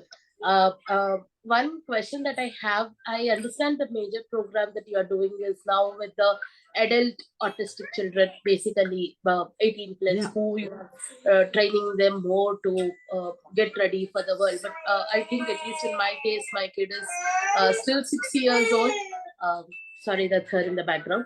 So she's still 6 years old, and we are definitely looking forward. The one thing that you said as a mantra with respect to LIFE, life skills, independence, facilities, and then will come the employment and the other expression and other one. So to lead them towards that, and they being a small children, what are the steps? Like, I'm looking if you do have any training programs for the parents where you can guide them and say these are the ones that you need. Often what's going on for us especially is we rely on what therapists are telling us, we rely on what we found online, or we go with what we feel is convenient based on this one.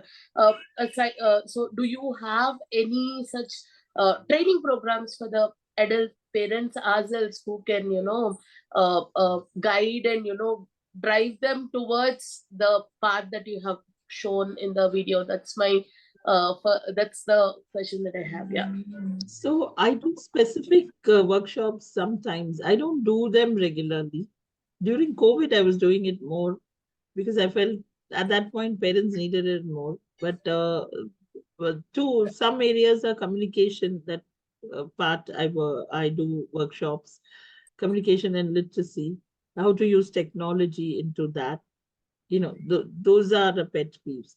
For the life skills itself, there's, I mean, I talk about puberty, I talk about, so it's again, for a slightly older age group, like you said.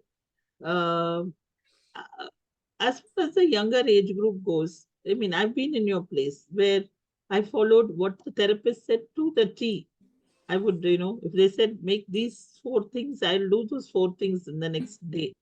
I'll stay up till 1 or 2. But still, everything doesn't work. And similarly, whatever I say also may not work for everyone.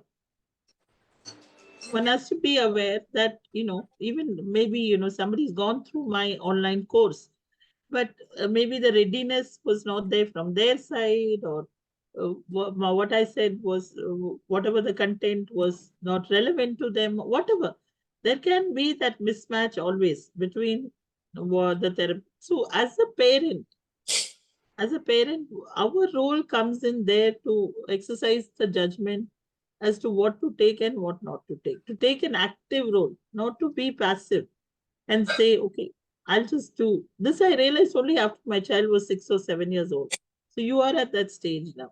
Yes. Till then, I was passive in the sense I did whatever the therapist told me, but I used my brain, which God has given me in abundance, thankfully. I mean, it's nothing, no credit to me, but something I've just got. But I did not use it at all to say this is, or my intuition to say this is the way I should do or not do.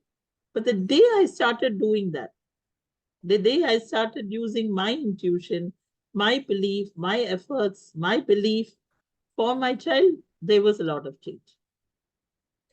Right now, just shortly, that's what I'm able to give you. No, I understand. But in case if you are conducting such sessions, future, if you are planning to, I mean, I'm 100% sure many folks in this forum would like to attend that. Definitely, I think Bindu will agree with me as well. Let's see, yeah. Yeah, thank you. That was. I'm not able to make myself, what you call a therapist. I'm not one. So no, that's actually, really speaking, Akila ma'am, more than what I learned from therapists or the other persons, I learned more from the group that Bindu organizes in terms of pointers and other ones of how to do with the, because we work with our own kids and we know their strengths. And as you said, not everything works for everyone. That is 100% true. But we definitely get the pointers on how we may try. So we keep trying, we keep falling, and then we keep judging ourselves, and then we think, are we doing enough? Then we'll do something, and then like, yeah, I have done enough, I can't do anymore. So we always go through this cycle. I just, sorry to interrupt you, but also if we focus so much on outcome, then you have to go on sometimes. Some children take longer, take a different path, and I've seen so much emerge for all my, not only Nishan, but many of my students. Just so much emerge, you know. For some it was very quick. I can give you an example of a 6-year-old child. We used to do the summer camp at AMAZE. You know, you're just using arts, movement more. Just in that 1 month, that child transformed, and he didn't need anything else. He's finished his 10th or 12th in the regular stream. Yeah, he could read and write, but he was not speaking. It was I mean, in front of my eyes, it's like a miracle. Or there's one more student in 1 year, and his mother advocates a lot about AMAZE, which I tell her don't do, because so many then young kids come to me and I don't know, I don't have the bandwidth to guide them. Like it's Avanish Muttumari, you would have heard. So Avanish was a student for about a year. And he himself is so brilliant. And his mother works very hard. We only gave a framework which worked for him, which worked for him. And the guidance for about 2 years, she picked it up and he's doing very well. So that way we are able to help. But in terms of remotely guiding and training, I'm not having the bandwidth. I wish I could. I tried through even doing some AMAZE help, but then, you know, unless they are in front, the corrections, the nuances, if they are there, it's easier to do than, you know, online. And I don't have the bandwidth, and I unfortunately don't have too many. Being in a city like Coimbatore, it's difficult to train others.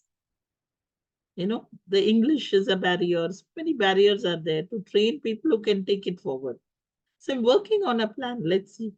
If there has to be next generation Sure.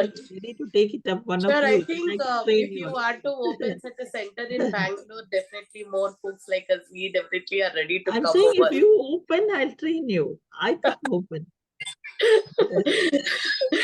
Sure. I'll Yeah, support. definitely. Thank you, Akila Yeah, ma'am. Yeah, because it's not a business proposition for me, so it becomes difficult. definitely get that. Get that. Yeah. Thank you very much. Right. Okay. Yes, Pinky. Pinky. And Pransh will also try to talk a lot. Maybe she I can got talk. my And answer, Pinky, ma'am. wait. Already got my answer from what Sham asked.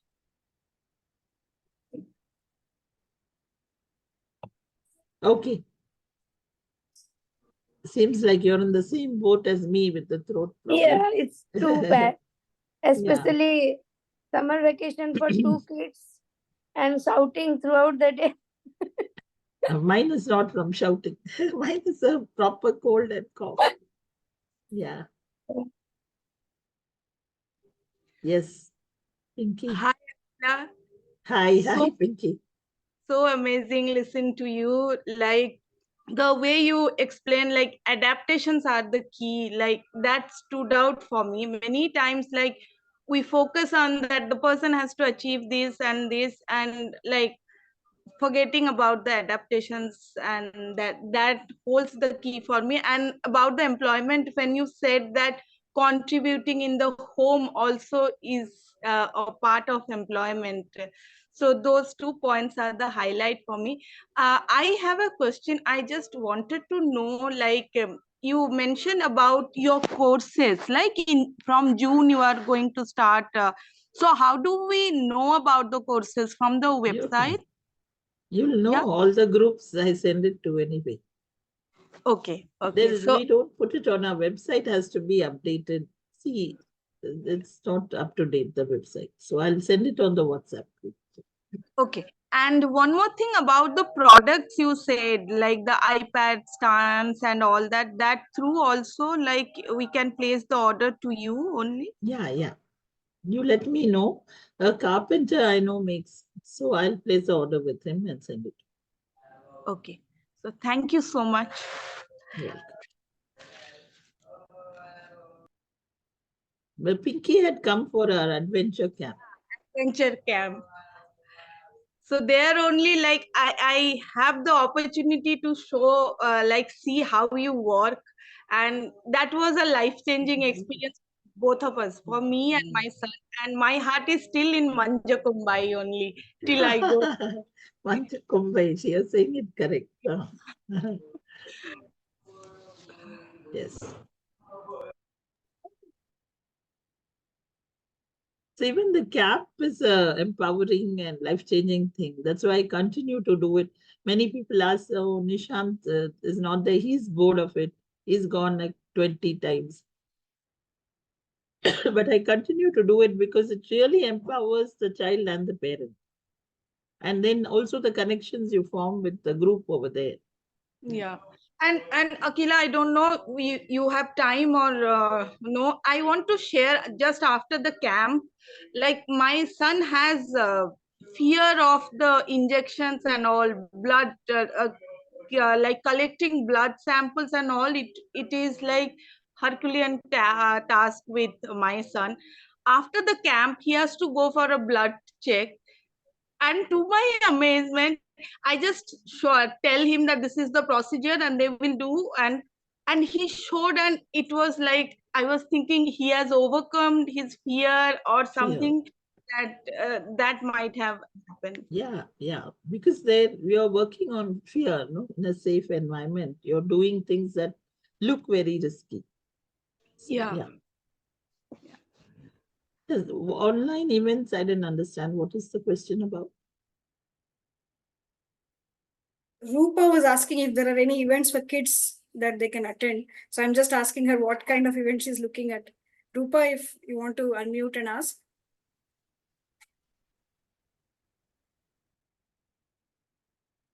Well, in association with St. Xavier's College, Mumbai, we used to have a 2 months expressive arts therapy. They needed to do internship, so we used to host it.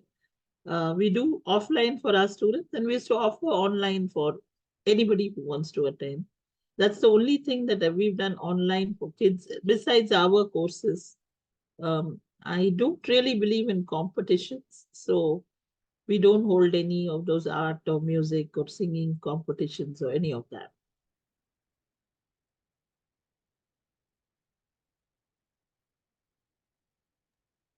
I think, Akila ma'am, those are the questions we had. Okay. Anyone else wants to ask anything while Akila ma'am is here? Akila ma'am, this is Karpagavalli. I do have I'm not sure this is a question, but I need a suggestion. While in the slide you were talking about relationships, right? In the first chart you were bringing in. Yeah. Like, is there any, okay, my first question is like, being autistic, yeah, they do socialize and all that, but throughout your experience, right, you have come across a lot of adults. Do they have any kind of criteria, or not criteria, a pattern that you have observed in those kids while they are transitioning from maybe like a 12-year-old to a 14 or a 18 or a 19 when they grow up? They choose people? Do they have a choice of like how a person who's working with them or just being in a family circle or in his environment becomes the transition of becoming a known person to a friend to an intimate circle, right? Like, is there any pattern that you have observed so far? That is one. And number two, like I have a 11.5-year-old son. Okay. So he's been only in the last 1.5 years, I've been making him to connect with different tutors to work on his interest, basically.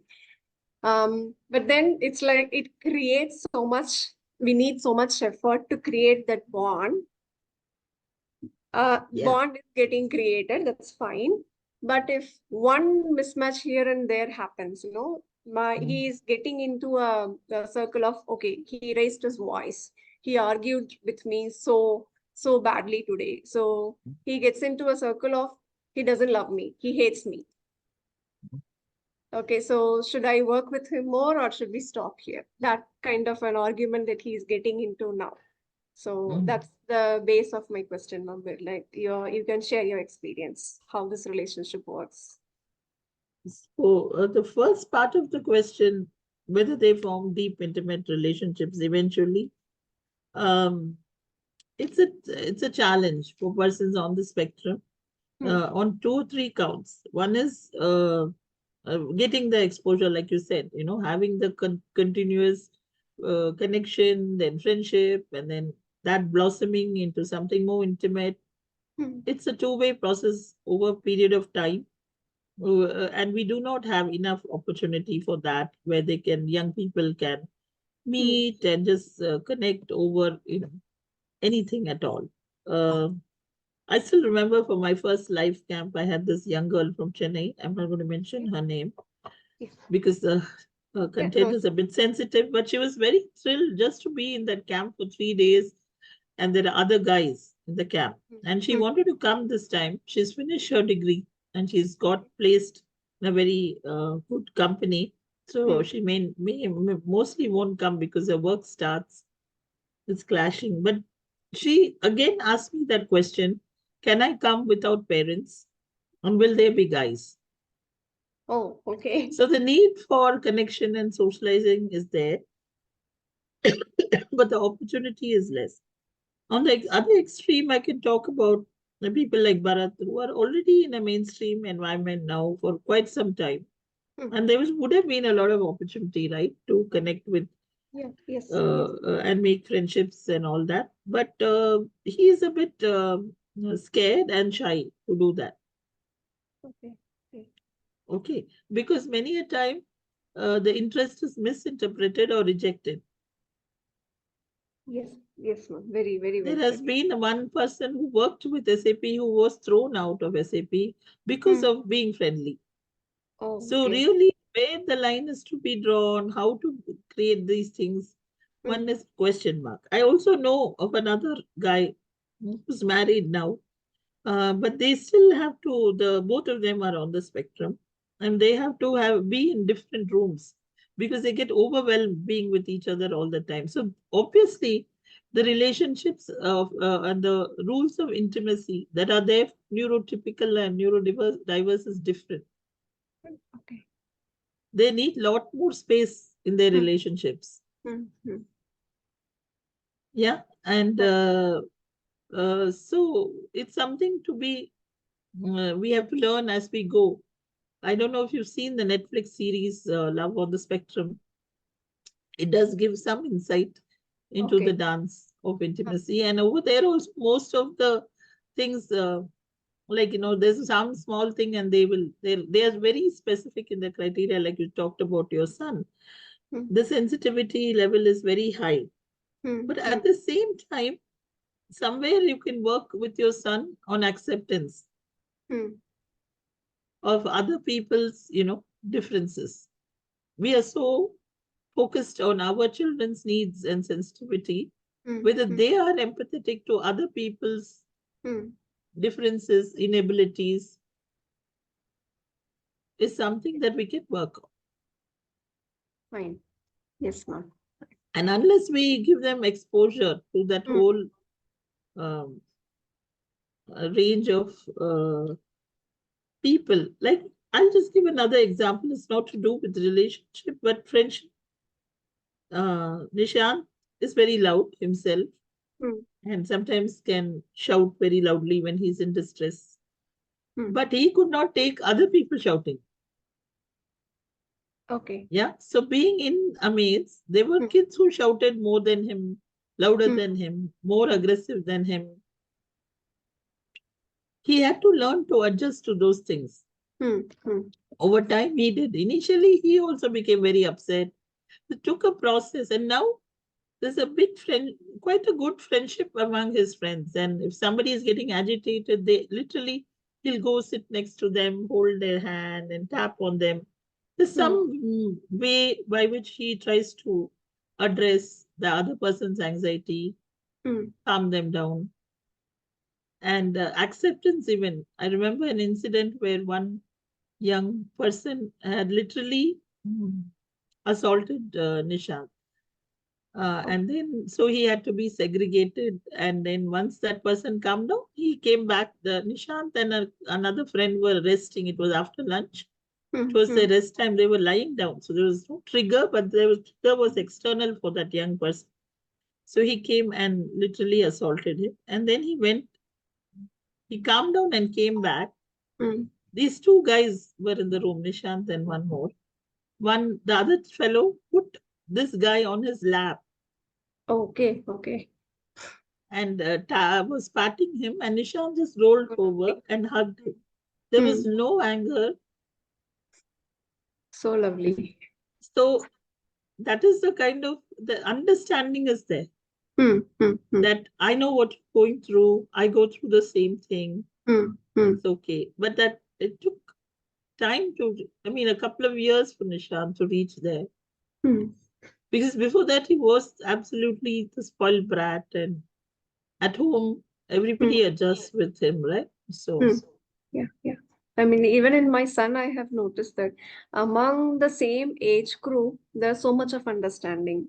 As you have narrated this whole experience, something similar happened in wherever he goes classes also. And there are other autistic kids there, and they support each other so well.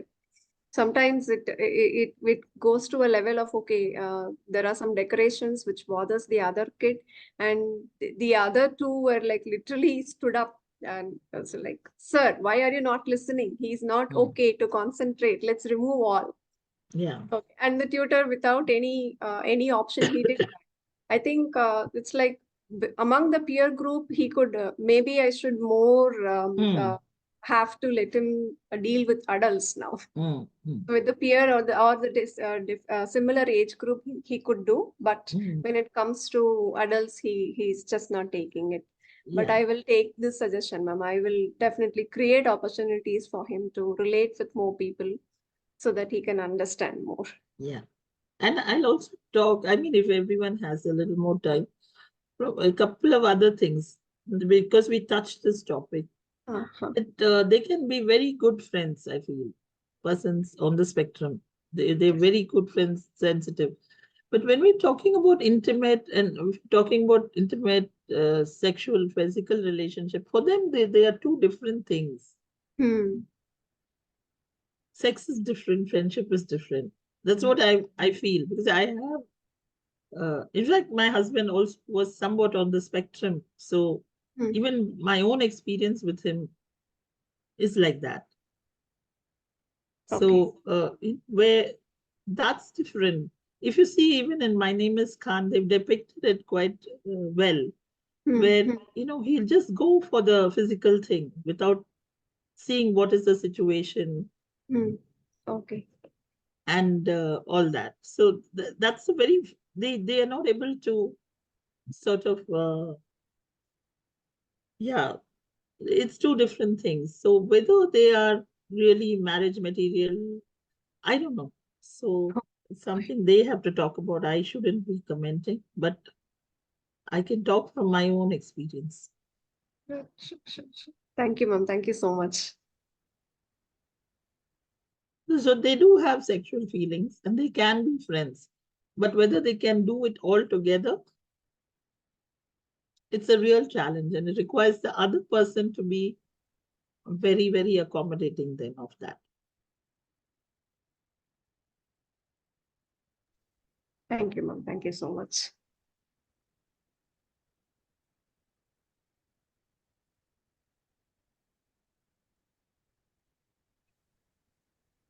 Hello, ma'am. Thank you for patiently answering all the questions. It's more than 2 hours now. Thank you for taking time. Yeah, no problem. Thank you. I'm reading the comments. Maybe you can send me a copy of the chat. Yes, I'll do that. Because I didn't get time to go through it, and there's so much. Thank you, Akila. Welcome. Thank you everyone for joining. Thank you, Akila ma'am. Thank you. So much. Bye-bye. Thank you. Bye.